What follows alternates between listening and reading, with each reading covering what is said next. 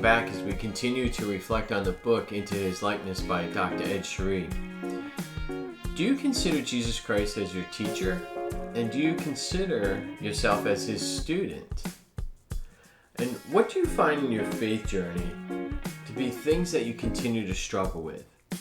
And lastly, do you consider yourself somebody who God has chosen to help with his mission? Or maybe for you the question is even simpler than that. How is God calling me? Do you ask yourself that question often? Well, in today's video, I provide some thoughts and reflections on chapters 3, 4, and 5 of the book. And these chapters help us to discover how we begin answering these questions in our lives. So before we begin, just a few quick reminders. One, again, you don't have to have read the book to really listen and be a part of this reflection video, but I encourage you to read the book. And secondly, there's a link in the video description below that you can copy and paste into your URL that is a reflection sheet. So I encourage you to get that as well. All right, so I have my laptop in front of me. I got a few questions and notes to help us guide us. And most importantly, I got my cup of coffee with us as well. So let's get started. In our last video, we ended reflecting on chapter 2, total commitment. And we briefly reflected on that word surrender. Do you remember that? Surrendering our lives to Jesus really should be something ongoing for us. It leads us to understand that we actually discover the fullness of our lives when we truly allow Jesus to guide us. Which is why chapter 3, In the Dust of the Rabbi, is so important for us. It has us ask ourselves, do we allow Jesus to be our teacher? Now, disciple means student or learner. We know that. However, discipleship is more than just knowledge. It's a way of life. The goal for us should be growing and imitating the life of our teacher, Jesus Christ. So here's a question that I like to incorporate into my prayer life each day. What is Jesus trying to teach me today? Now, right now, how would you answer this question? What has Jesus been teaching you in these past few weeks? Maybe answering the question for you now is challenging, maybe not. But what I'm trying to encourage for you is to begin developing the discipline of asking yourself, what's Jesus trying to teach me? Now, there are 3 key disciplines in my life where I discover Jesus teaching me. The first is my daily prayer, and especially when I'm reflecting on the daily gospel. The second is going to adoration, sitting, spending time with him, and really opening up myself to be vulnerable to him. And the third is the sacrament of reconciliation. What I'm learning in those 3 things is who he truly desires me to be, and how he desires me to be helping others to discover how he is relevant in their lives as well. So we use the word evangelization really to summarize those 2 learnings. Jesus is actually evangelizing my heart so that I know how to go out and evangelize others. You know, when Jesus commissions us to spread the gospel, it's not just to provide information, but to indeed help others to really encounter and become his disciple, followers of him. You know, as well as I knew that many of us continue to ask this question, how do we help others either come back into the church or become part of the church? And I firmly believe that the foundation of our answer is first helping them to experience Jesus. And this is why it's really important for us to be genuine disciples, so we know how to evangelize others. We know what that means for our lives. And I firmly believe this because it's what Jesus did first. He helped others journey with him as a disciple. Jesus said himself in Matthew 28, I'm going to paraphrase, go and teach them to observe all that I taught you. And if we want others to experience God, right, we need to be genuine disciples in their lives first. If we don't know Jesus personally and all that he does for my life, we can't help others to encounter the same. We might desire it, but we can't accompany them or lead them into the sacramental life of the church. Being a true disciple is being a living witness so others experience the gospel message, be attracted to it, and then allow the Holy Spirit to move them into this greater desire to know Jesus and the actively participation in the sacraments. So in this chapter, in the Dust of the Rabbi, it should be encouraging us to be asking ourselves, how are we living as an apprentice of Jesus? We must realize that being an apprentice is much more than going to Mass once a week. Now, for many of us, that's certainly a great thing. And for some, it's a great start. But we're called to be growing with Jesus and encouraging others to do the same Monday through Friday as well.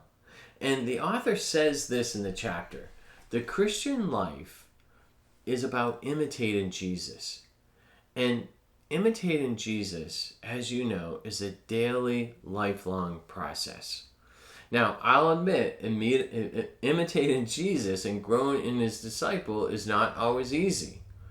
And there are definitely struggles there are definitely times of struggle with me imitating him. And this is what chapter 4 discusses, our struggle. And when we struggle, it's because of our brokenness, which is why God calls us to continue to grow in a relationship with him so he can transform us and we grow in his holiness, healing us of this brokenness and this struggle. And we grow in his holiness when we allow God, through our humility and vulnerability, two key important words, to transform us, right? And I believe the author in this chapter is really trying to help us realize this. So let me ask you this. How do you perceive the sacrament of reconciliation for your life? Do you see it a time of healing and transformation? Do you recognize that the sacrament of reconciliation as an important role in our journey of discipleship? It's one of the most important sacraments that I believe that provides healing grace for our brokenness. And that brokenness being that very cause of our struggle that he's talking about in this chapter. And God's grace in turn transforms that for us. And it helps us in this transformation. It helps us then to imitate Christ even more. So how can we make more time? How can you make more time for the sacrament of reconciliation in your life?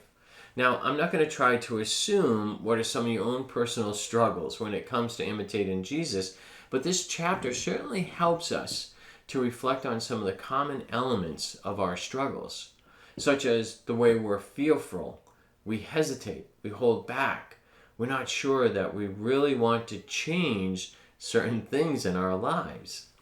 All the things that I will often struggle with as well in moments when I'm being nudged by God to be imitating him a little more. Yet, here's what I find in these struggles. I find Jesus continuing to encourage me, to teach us how to follow him. I don't find him ignoring me in these struggles, somehow finding me unworthy of discipleship. I might be ignoring him, but he's certainly not ignoring me. And just as he did with Matthew, the tax collector, Jesus is shining his light on the dark corners of our souls and invites us to follow him even closely, transforming us as his disciples. So I'd encourage you to prayerfully reflect on and journal the ways in which you are seeing him change you. And this will help you be a witness of the power of God's grace in your life and for others. Okay, so the last chapter in this section is called Not Perfect, but Chosen. Now, let me share a quote from this chapter that I hope was comforting for you. It says, long before we choose to follow Jesus, he already chose us. Even in times when we're not making God top priority, God was ardently pursuing us. Now, what I've come to discover in my own journey of discipleship is that God was pursuing and continues to pursue me because he knows me better than I know myself, right? He knows what I've been created for. He knows my abilities. He knows how and why I will be moved into mission. Jesus knows who you are at this very moment, and he's calling you at this very moment because he loves you and he desires to heal you, and he knows what you have to offer for the mission right now. Not later, but right now. He's just waiting for you to say yes to his call of discipleship. So if I may, I encourage you to grow in a deeper appreciation of your brokenness. Now, it took me a while to really understand that I didn't need to be anything more than I am at this moment to be his disciple. Now, let me repeat that again. I do not need to be anything more than I am right at this moment to be his disciple. Jesus chooses us right where we are, right now, just like Matthew, to follow him, and then transforms us and our lives into what God truly intends us to be and helps us with the mission right now. So it took me a while to truly understand this because I just kept thinking I needed to be more than what I was before I could even be considered as a disciple. Nope, I just had to be willing to be his disciple. I had to be willing to follow him. I didn't need to wait until I was any better with my brokenness, my fear and anxiety, or anything else on the long list that I have. Jesus is going to take us for who we are now, not perfect, but chosen, and help us grow in discipleship. And I'll add this, I'm here to walk with you in this journey of discipleship. Not just these videos, but other videos that are out there that I'll be providing as well. I'm here to walk with you. Just like the 12 disciples, they journeyed together. So our next video, we'll start reflecting on the second section of the book called The Encounter. You'll be receiving some emails leading up to the next video, a quote, and just a reminder that the next video is coming. Okay, so that's a wrap. But before you go, here are a few words of encouragement. Make sure you print out the reflection sheet. Use it as part of your prayer. I'll send an email, just again, sending you the link for the reflection sheet. Also, I encourage you to find us on Facebook.